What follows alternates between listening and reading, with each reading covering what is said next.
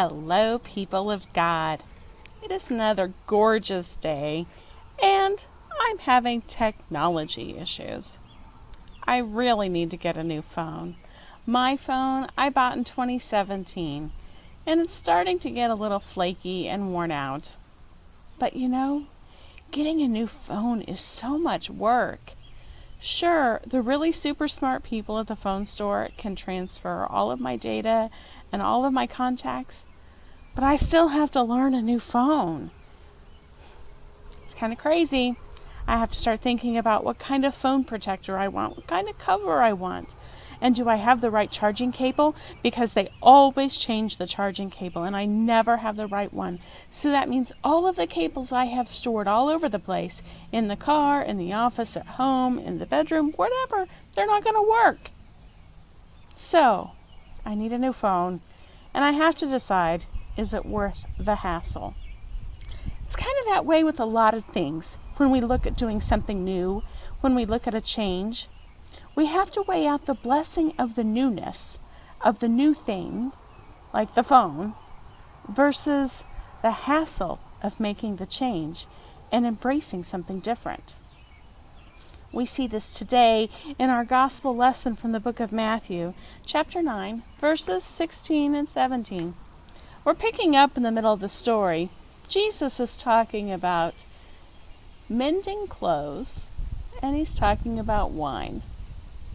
In this particular story, one verse tells us about mending clothes, and Jesus says, you don't put a new patch on an old coat. And that's because the new patch hasn't shrunk yet. It's still new, untested fabric. Compare that to your coat that has been long-standing, many years in wear and tear. If you sew a brand new piece of fabric on an old garment, when you finally get it to the laundry again, that new fabric will have shrunk and might cause a bigger tear or a bigger problem than you had to start with. Jesus also offers us a reminder about wine. You see, wine, when it is fresh and first starting to turn into that wonderful substance, it ferments and it expands and it needs room to breathe and grow. And if you put that wine in an old wineskin, that wineskin's going to rupture. See, a wineskin in its youth, when it's first brand new, it's still flexible and pliable and able to grow and expand with the new wine. But after it's become old, well, it's so rigid, there's no room to expand. Growth is like that.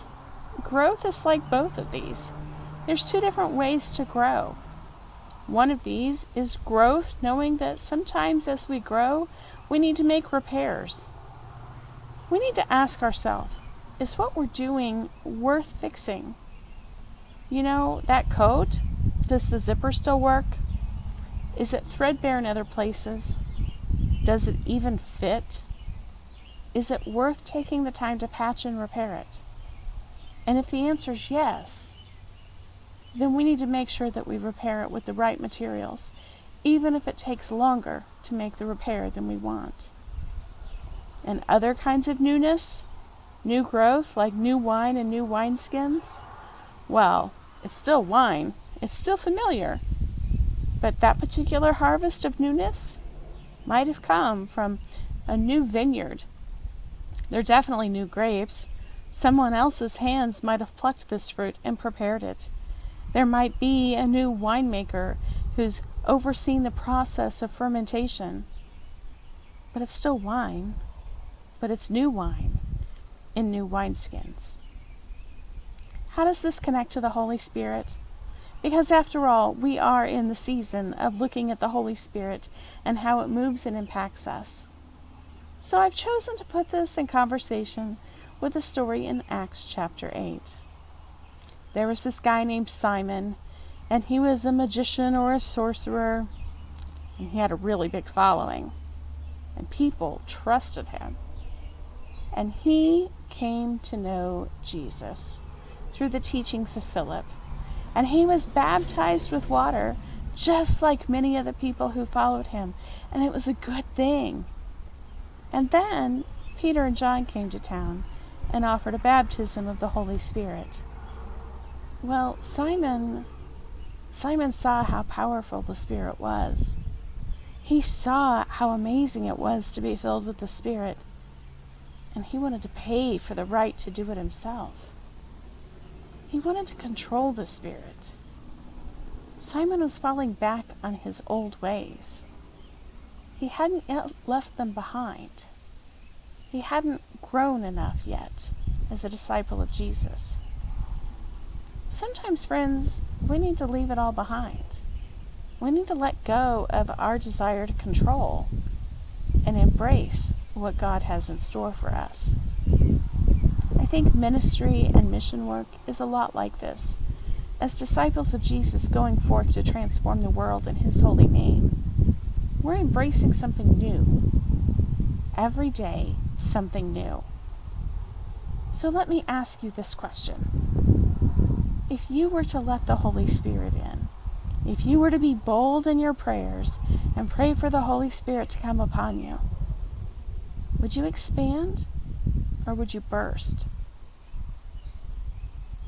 Let me tell you, this world, it's full of crazy, busy things. Our schedules are so full from dawn to dusk, and sometimes well into the nighttime hours. We cram so much into our daily living with work and fun and responsibilities. Is there room for the Holy Spirit to expand and to work and to grow in us? And what about our thoughts and attitudes? I don't know about you, but for me, sometimes I think I have it all figured out. And if I have it all figured out, am I really allowing room for God to speak, to move in my life? So if we ask the Holy Spirit to be with us, to fill us, to rejuvenate us, to catch us on fire for Jesus once more, are we going to expand or are we going to burst? That's the question of the day, people of God. I pray for each one of us that we can open our eyes to the possibilities, that we can become new wineskins for new mission and new ministry. And if we're going to continue doing what we've done before, wearing that same coat, that we patch it with the right kind of things so that we can continue to grow, that we can continue to be of service, that we can continue to catch the fire of the Holy Spirit. May God be with you. May the Spirit fill you, always and forever. Thanks be to God.